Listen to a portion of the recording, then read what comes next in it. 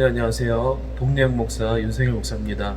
오늘 함께 나눴으면 하는 말씀은 출애굽기 35장 30절에서 36장 2절까지 말씀입니다. 모세가 이스라엘 자손에게 이르되 볼지어다 여호와께서 유다 지파 훌의 손자여 우리의 아들인 부살레를 지명하여 부르시고 하나님의 영을 그에게 충만하게 하여 지혜와 총명과 지식으로 여러 가지 일을 하게 하시되 금과 은과 노스로 제작하는 기술을 고안하게 하시며 보석을 깎아 물리며 나무를 새기는 여러 가지 정교한 일을 하게 하였고 또 그와 단지파 아이사막의 아들 오홀리압을 감동시키사 가르치게 하시며 지혜로운 마음을 그들에게 충만하게 하사 여러 가지 일을 하게 하시되 조각하는 일과 세공하는 일과 청색, 자색, 홍색실과 가는 배실로 수 놓는 일과 짜는 일과 그 외 여러 가지 일을 하게 하시고 정교한 일을 고안하게 하셨느니라.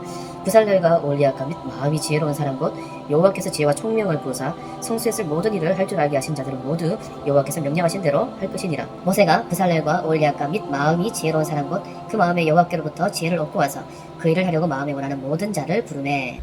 우리가 살아가는 세상에서 일반적으로 직장이나 직장이 아니더라도 아르바이트 생을 뽑는데도 가장 중요하게 생각하는 것은 바로 그 사람이 가지고 있는 능력일 것입니다. 능력이라고 하는 것은 그 사람이 맡겨진 일들 가운데서 그것을 잘 소화낼 수 있나 그 척도가 되기 때문입니다.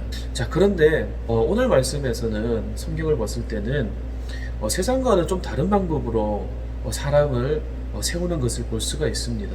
하나님은 그 사람의 능력을 먼저 보시는 것이 아니라 그 사람을 지명하여 부르시고 그 다음에 그 사람에게 하나님의 영을 부어주시고 그리고 나서 그 사람에게 지혜도 주시고 또 능력도 주시고 또 지식도 주시는 것을 볼 수가 있습니다. 또 특별히 3장 1절에서 사용되었던 그 단어 중에서 보면 하나님의 영을 그에게 충만하게 하여 그리고 나오죠. 지혜.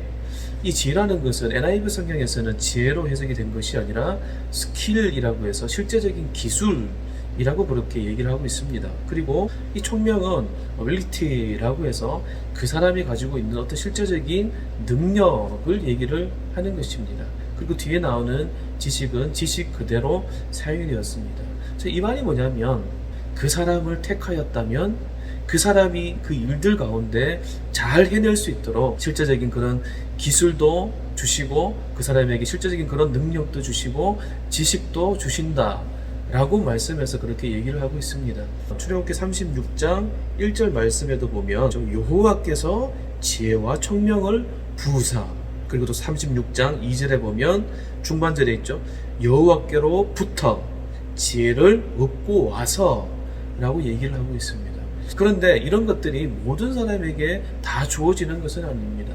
하나님께서 택하시는 그 사람에게 하나님께서 원하시는 한 가지가 있습니다. 그것이 뭐냐면 36장 2절 말미에 보면 그 일을 하려고 마음에 원하는 모든 자 이렇게 얘기를 하고 있습니다. 하나님께서 원하시는 것은 그 사람의 마음입니다. 그 사람의 중심입니다. 그 일을 잘 감당할 수 있냐 없냐 능력을 보시는 것이 아니라 그 사람이 그 일들 가운데 달려갈 준비된 그런 마음이 있는가, 나를 향한 그런 간절한 마음이 있는가를 우리 하나님께서 보시는 것입니다. 우리 하나님은요, 능력이 준비된 자를 들어서 사용하시는 것이 아니라 우리 하나님은 마음이 준비된 자를 사용하십니다. 여러분, 순서를 바르게 하여야 합니다.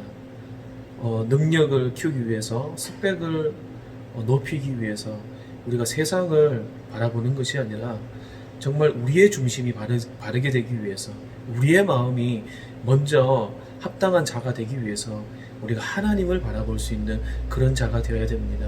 그래서 세상 가운데 정말 세상을 변화시키며 살아갈 수 있는 저와 여러분이 될 수 있기를 예수님의 사랑으로 축복합니다.